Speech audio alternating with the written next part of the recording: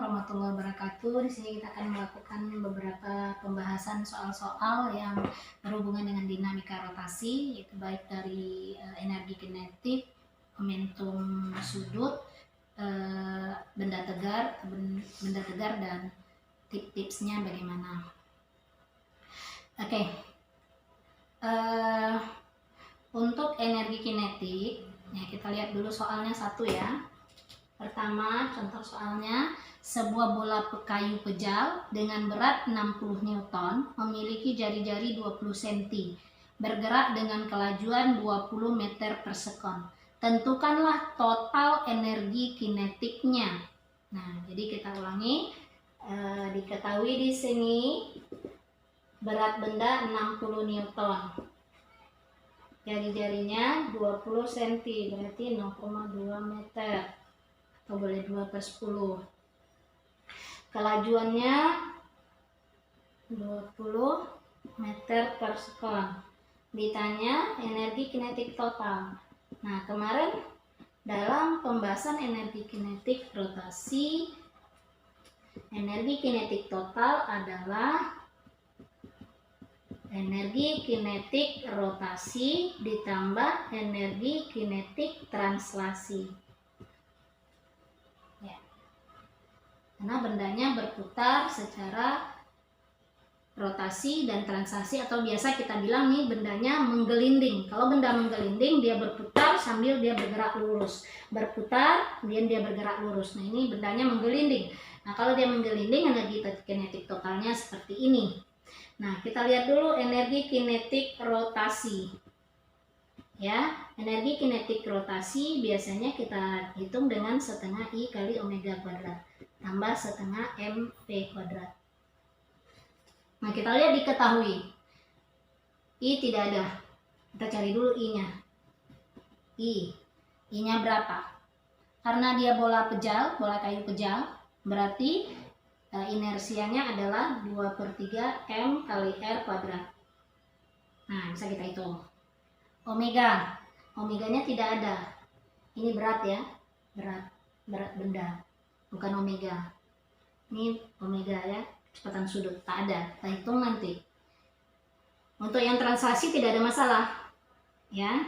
Kalau ada beratnya 60, berarti kita bisa hitung masanya di sini berat kali bagi dengan gravitasi. Karena berat adalah massa kali gravitasi. Kalau beratnya 60, berarti masanya 6 kilo. Nah, dapat. V-nya tidak ada masalah, ada. Oke, sekarang untuk masuk ke persamaan ini, energi kinetik rotasi, maka kita cari I dan omeganya dulu. I-nya kita hitung 2/3, masanya tadi 6, jari-jarinya 20 cm, berarti 0,2 kuadrat. Maka 4 kali 0,04 ya, 0,16 ya, 0,16.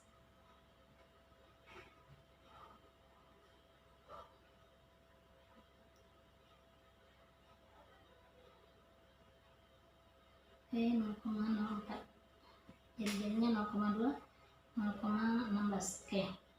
Dan omeganya juga tidak ada. Omega itu adalah V per R. V-nya berapa? V-nya 20. Jari-jarinya 0,2. 20 bagi 2/10 kali 10/2. 100. Omeganya ada 100. Oke, sekarang kita masukkan ke persamaan. Setengah I-nya tadi 0,16 ya. Omeganya 100 kuadrat. 100 kuadrat.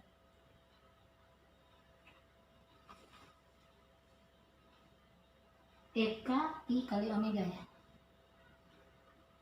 I kali omega. Setengah I kali omega. I-nya 0. Oke, 2/3 ya. 4. 2/3, 4. 4 kali 2.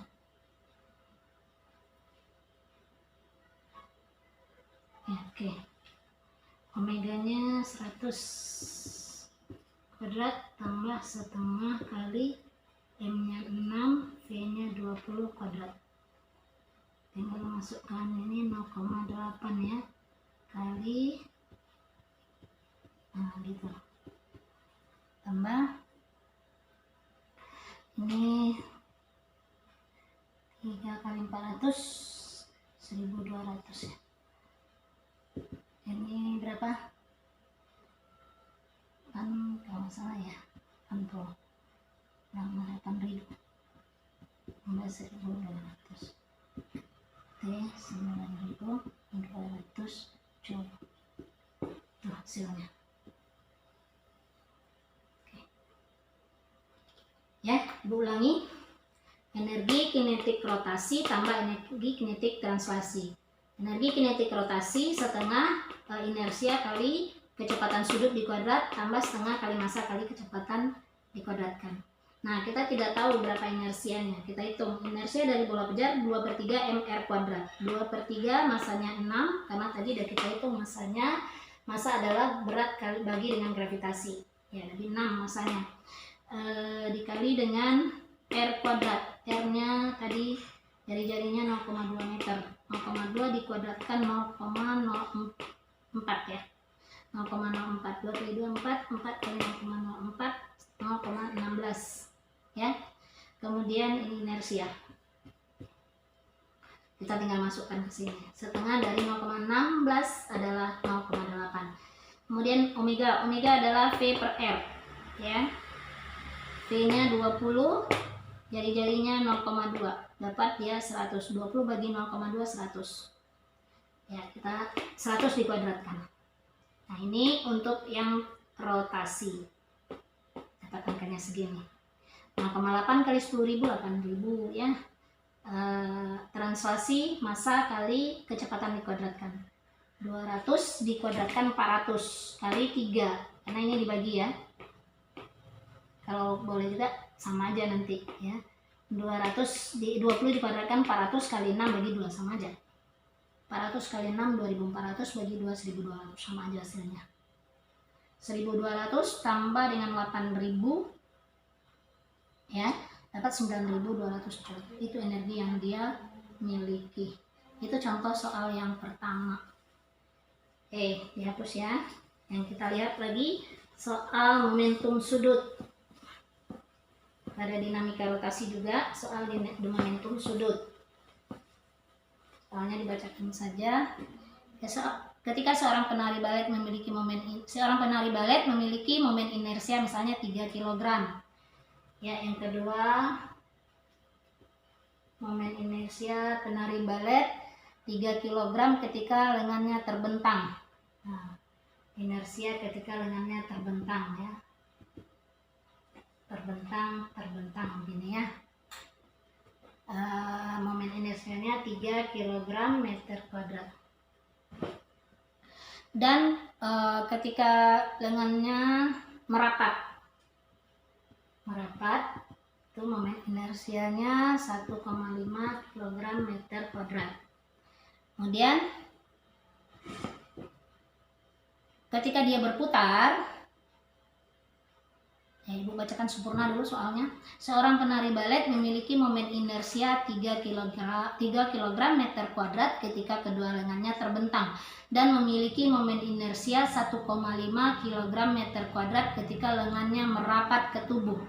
Penari tersebut melakukan gerakan berputar dengan kelajuan 4 putaran per sekon ketika kedua lengannya terentang.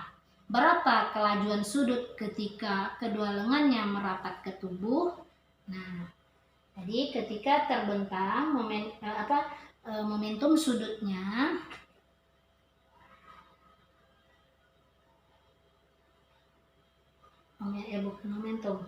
kecepatan sudutnya ya, 4 putaran per sekon ketika terbentang. Berapa ketika kecepatan sudutnya ketika lengannya merapat ke tubuh?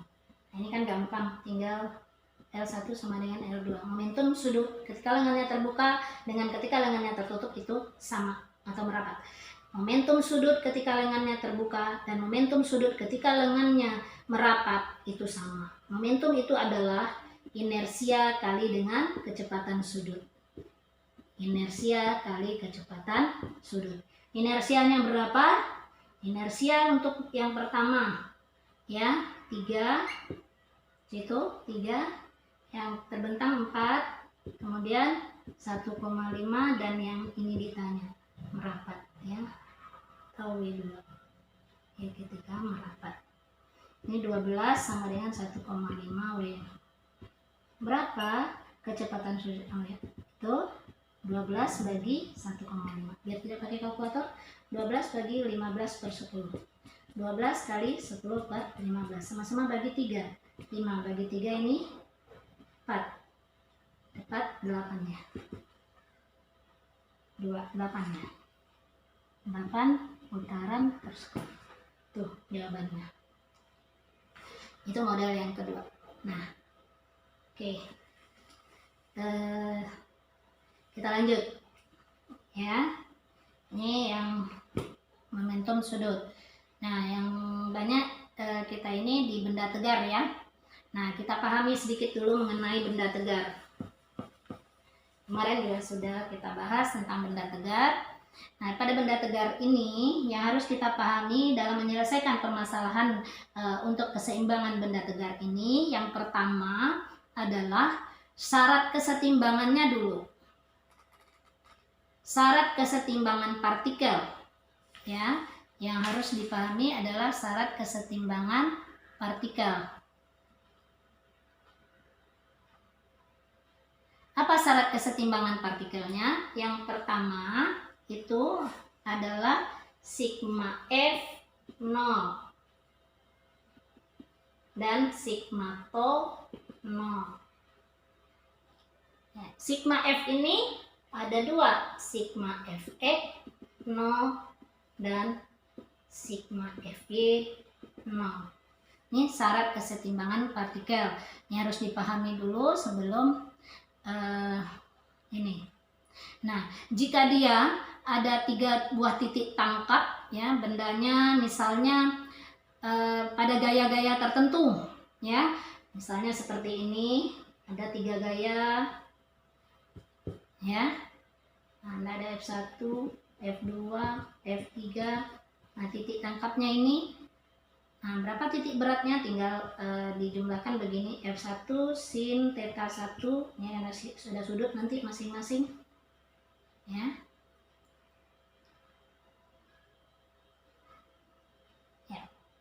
F1 sin theta 1 sama dengan F2 sin theta 2 ya, boleh juga pakai gini ya, sin theta 3.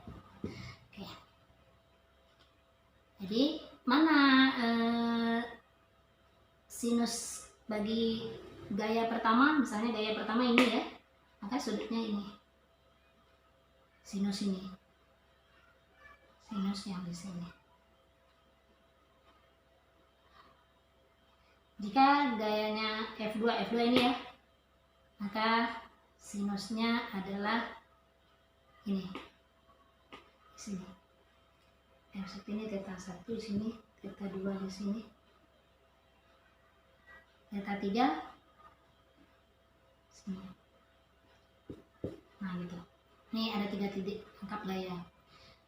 Oke, nah itu yang harus dipahami. Kemudian ya, kita tahu momen gaya itu adalah F kali L atau F kali D. Udah ya, udah kita bahas itu. Ini memenuhi hukum 1 Newton. Ini momen gaya. Oke.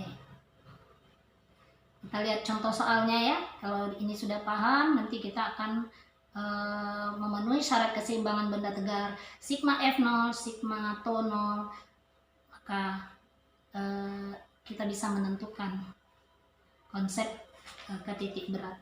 Ya, ini kita hapus dulu pemahaman ini. Kita lihat contoh soalnya, karena ini pembahasan soal yang seperti ini sering kelit. Oke, kita lihat soalnya yang pertama.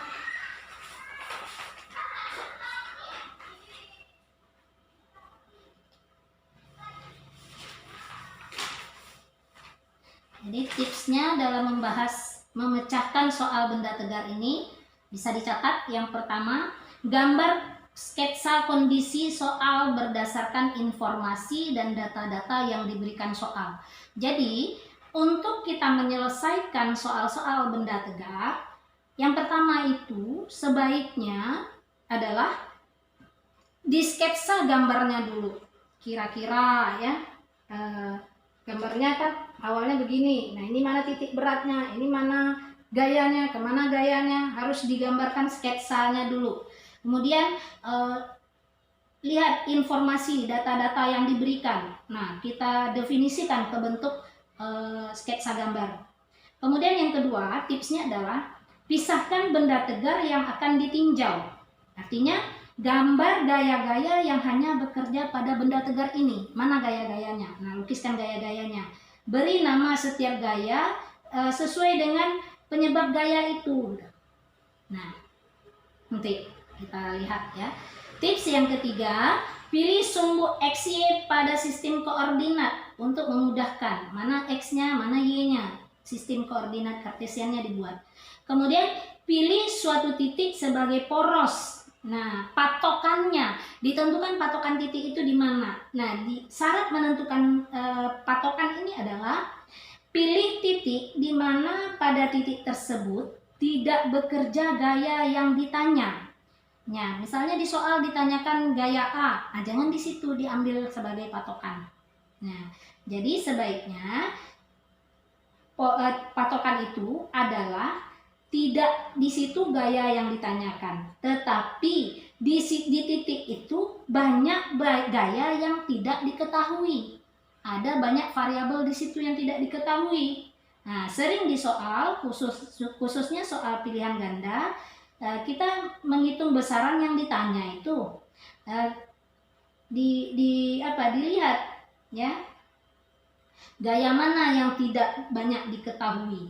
Kemudian cukup dengan menggunakan persamaan sigma tau sama dengan 0, kita sudah bisa menyelesaikan. Udah sampai di situ. Kita tidak perlu mencari sigma fx. Nah, tapi kalau kita fx dan fy ya, tapi kalau kita tidak selesai dengan sigma tau, baru kita jabarkan lagi dengan sigma f-nya. Kemudian baru setelah itu gunakan syarat keseimbangan translasi. Kalau tadi sigma tau-nya sudah dihitung, belum dapat definisi atau apa yang ditanyakan soal, baru kita masuk ke sigma f-nya. Dengan menggunakan persamaan linier sigma tau dan sigma f, kita bisa menghitung besaran-besaran yang ditanyakan. Contoh soalnya begini ya. Soalnya dibacakan saja, nanti silakan dipahami. 2 orang anak, namanya anggaplah Ani dan Betty, memiliki berat masing-masing 40 dan 50 kg. Ya, ulangi. Ani dan Betty memiliki berat masing-masing Ani dan Betty memiliki massa masing-masing 40 kg dan 50 kg. Ya, 2 orang anak memiliki massa masing-masing 40 kg dan 50 kg. Bermain jungkat-jungkit ya, bermain jungkat-jungkit yang panjangnya 2 meter. Dengan berat papan jungkat-jungkit itu beratnya 20 Newton. Nah, seperti gambar. Kita gambar. Dia ada soalnya itu pakai gambar. Kira-kira katanya begini. Ini ada. Nih papannya ini punya berat 20 Newton. Ini ada 2 orang anak, Ani dan Betty. Dia main jungkat-jungkit. Si Ani punya massa 40 kilo. Si Betty 50 kilo. Ini panjangnya 2 meter katanya. Nah, tadi dalam tips kita diminta untuk menggambarkan. Nah, dalam kondisi itu papan kayu memiliki ketebalan merata. Artinya dari soal masih ya, kita ini gambar, masih gambar soal. Diulangi, Ani dan Betty memiliki massa masing-masing 40 kg dan 50 kg. Bermain jungkat-jungkit dengan panjangnya 2 meter dengan berat jungkat-jungkit 20 Newton seperti gambar ini. papan kayu, ya, papan kayu sebagai penyangganya memiliki ketebalan merata. Titik beratnya di tengah-tengah papan dan seimbang di atas penumpu batang. Nih, dia seimbang di sini, ini titik beratnya di tengah-tengah. Sebelum kedua anak itu duduk di atasnya. Jadi sebelum anak ini duduk, ini dia seimbang. Seimbang dengan penumpu seperti itu. Kalau dia seimbang sebelum anak ini naik, berarti dari sini ke sini 1 meter, ke sini 1 meter. Jika Ani duduk pada papan yang sebelah kiri, nah ini Ani duduk, betul ya, ini yang duduk di sebelah kiri, di mana Betty harus duduk agar papan tetap seimbang. Nah, jadi kalau dengan kondisi seperti ini, masa Ani 40, masa Betty 50, dia duduk kondisi jungkit seimbang, tentu ada yang naik ini. Ya, kemungkinan Ani akan naik. Nah, berarti kan dia tidak seimbang. Kapan dia posisi seimbang? Di mana posisi si Betty ini harus duduk supaya papannya tetap seimbang. Seimbang berarti dia tetap merata. Nah, kita definisikan dulu gambarnya. Ya, definisi gambar kita buat seperti ini. Ini penumpu, berarti ini 1 meter, ini 1 meter, ini massa 50, ini 40. Nah, kalau massanya 50, berarti beratnya di sini berat Ani 400.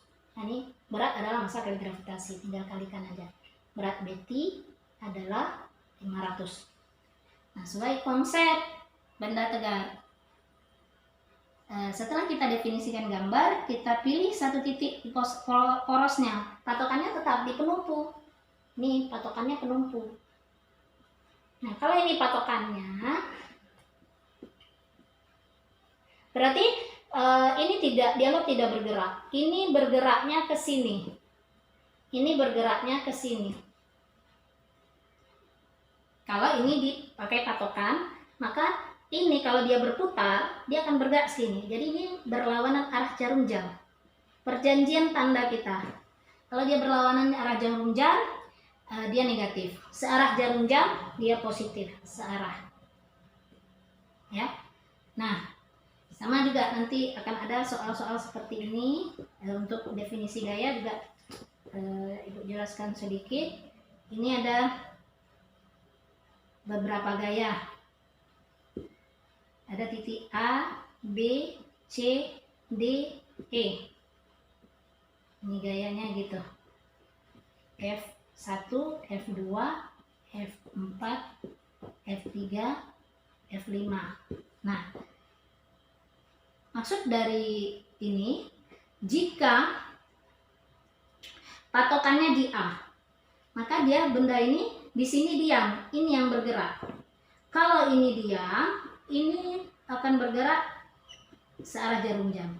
Ini searah jarum jam. Ini kalau ini ditahan, gerak gaya ini berlawanan dengan arah jarum jam. Ini berlawanan arah jarum jam. Jika patokannya di A. Oke, nah kita rubah. Jika patokannya di C, ambil patokannya di C. Maka F4 tetap berlawanan arah. F5 searah. F2 bagaimana dengan F1? Dia bergerak berputar ke sini jadinya. Nah, searah. Nah, itu harus hati-hati. Ya. Jadi ini untuk perjanjian tanda kita yang seperti contoh yang sudah ada. Oke, kembali lagi ke soalnya. Jadi kita sudah menentukan patokannya di sini, beratnya sudah ada, ini sudah ada, panjangnya sudah ada. Nah, kita ditanya di mana posisi si Betty tadi ya, dari titik patokan. Ambil titik patokannya, kita ambillah namanya O. Di mana posisinya dari O si Betty ini harus berada sehingga dia papannya tetap stabil. Maka jawabannya Nah, kita pakai tadi yang keempat, tips yang keempat, sigma-to 0. Apa tuh sigma-to? To adalah F kali L. Ada berapa banyak gaya momen gaya di situ? Karena momen gaya berdasarkan banyak gaya, dari patokan ada dua, ada di A dan ada di B. Berarti ada to A, ada to B. Sama dengan 0. Ibu belum beri tanda. Tanda berdasarkan tadi arah geraknya dari patokan. Kalau ini patokannya searah jarum jam, berarti yang B positif. Ini berlawanan arah jarum jam, berarti yang A negatif. To adalah F kali L. Tinggal masukkan FA kali L dari O ke A. Negatif ya. FB L dari O ke B. FA berat A. Gaya di apa? Gaya berat. Di sini hanya ada gaya berat. Gaya berat di A LO ke A tambah gaya berat di B LO ke B. Gaya berat di A berapa? Tinggal masukkan 400. Panjang dari O ke A berapa? 1 meter. Tambah gaya berat di B berapa? 500. Ini ditanya. Nah, tinggal masukkan. Ya, min 400 tambah 500 LOB sama dengan 0. Nah, bentuk ini kita ingin menghitung ini dipindah ke sini. Jadi 500 LOB sama dengan 400. Berapa LOB? LOB adalah 400 lagi 500. LOB sama dengan, nah ini kan 400 ini meter, satuannya ini Newton habis ya, Newton habis, tinggal satuannya meter. 4/5 meter atau panjangnya 80 cm. 0,8 meter, 4/5 itu 0,8 meter. 0,8 80 cm. Berarti dia harus 80 cm dari 0 ini, dari O ini ke sini. Nah, jadi dia harus bergeser 20 cm ke dalam. Nah, baru dia akan seimbang. Nah, itu definisi pembahasan konsep yang kedua. Ya, bisa dicatat, bisa dilanjutkan. Oke. Model yang berikutnya, ada 2 model lagi ya, silakan ini dicatat dulu.